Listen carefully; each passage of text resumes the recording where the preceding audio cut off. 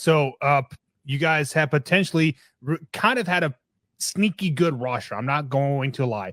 As a passive Cowboys fan, when I see this roster, I'm kind of like, don't let them get hot, right? You added a new head coach. You add a new offensive coordinator.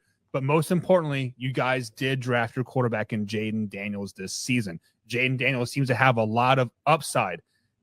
What have you been seeing? What have you been noticing from camp? And what do you expect from him with this new look offense? I think the biggest thing that I wanted to see that I'm loving is maturity from him.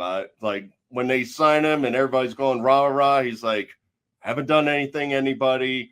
Let me get my feet going. Let me become the quarterback you think I'm going to be before you start saying, give me a Subway commercial, give me this, give me that. Hearing all this stuff about getting in 5 a.m. He's developing a relationship with McCaffrey, which I really love right there. And all, as we've always needed, like that third option. So those are all good things right there.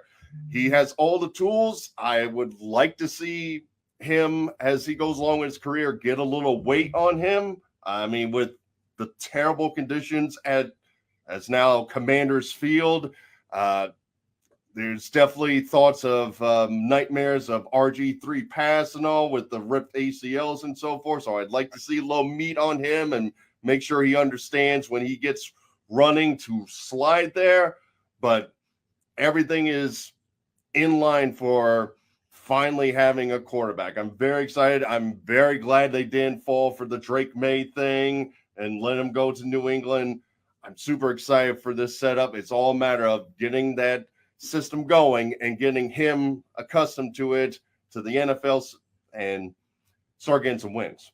Yeah. One thing that made me fall in love with Jayden Daniels this draft was when they had a pro combine, he had opportunities to work at other places. You know, he had opportunities to throw at the NFL combine here in Indianapolis. He decided to do everything back at his home stadium so the people around him could get looks, right? His receivers and some of the tailbacks. And that really showed a lot of maturity and much maturity that you need going into a situation like you guys do have in Washington. Because let's just be honest, it is right now, it's probably one of the worst franchises out there. Granted, you new ownership, new general manager, new everything. We'll see. We'll see how that goes. But here on the Man Hour, we speak a lot about potential. And potentially, I want you to talk about your Washington Commanders. We talk about a ceiling and a floor. Like, how many wins do you think they can max out? 12, 11, 14 wins? Or what is an extreme, terrible season? What is a floor and a ceiling for your Commanders? I would say at the ceiling, I would probably say about 9 wins, kind of like sneak into the third wild card. If I had to like put money down, I'm putting in the 7 to 9 range. I feel like early on they got good matchups and teams where we've seen it from every year and all. The new coach, the new system where these teams are going in going, well, I got to look at Arizona Cardinals videos from 5 years ago to figure out Kingsbury. I got to watch Dallas Cowboy last year. I can't figure out what I'm actually going to see. So I think they can take advantage of it. Schedule is a little rough. I mean, playing the AFC North, that does not help a team that's trying to get their legs going on there. The absolute floor, I would probably guesstimate around in the 4 to 5 range, and that is basically if things aren't working out, if we get an injury and we have to go back to Marcus Mariota to try to win games and kind of look like last year, just struggling. If the offensive line isn't working, they had some great ads, but I'm still questioning their decisions at tackle right now. They have the third rounder from TCU, who's a guard listed as the number 1 tackle on one side and Cornelius Lucas on the other. So that's not the greatest setup. I'm hoping they pick up a tackle when releases happen during the preseason. But I mean, at the end of the day, everybody's got to look at this as the first building block year because, like I said, you can't really count what they could do last year with how late everybody got in. They got the new GM and so forth.